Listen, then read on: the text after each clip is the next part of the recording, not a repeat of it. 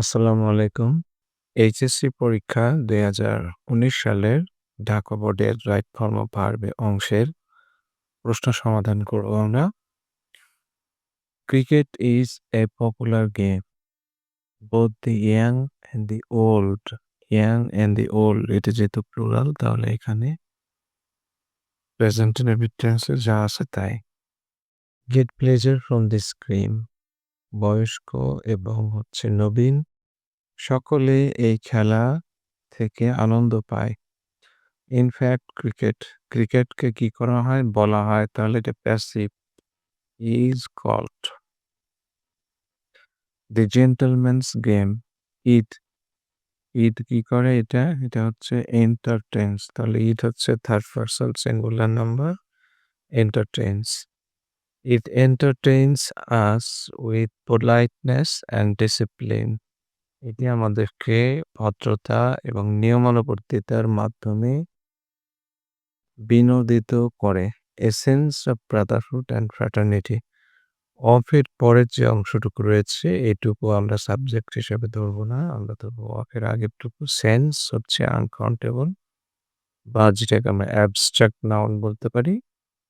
তো এটা হচ্ছে তৈরি হয় তাহলে এটা হবে abstract noun third person singular. তাহলে ইজ ক্রিয়েট হয়ে যাবে ক্রিয়েটেড।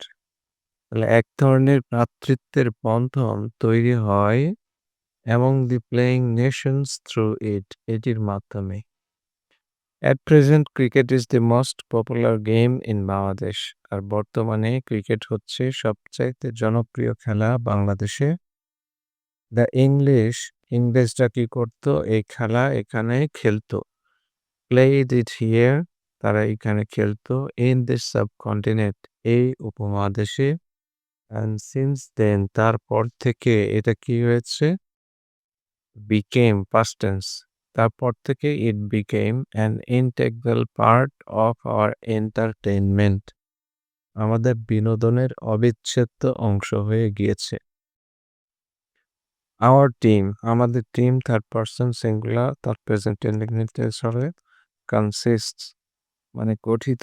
আমাদের টিম গঠিত of skilled players দক্ষ খেলোয়াড় তারা। দে অলরেডি থাকলে হবে হচ্ছে প্রেজেন্ট পারফেক্ট যেহেতু দে আছে তাহলে হ্যাভ হবে শো হয়ে যাবে শোন। দেয়ার পারফরমেন্স ইন সেভারাল ম্যাচেস তারা অনেক ম্যাচে তাদের পারফরমেন্স দেখিয়েছে।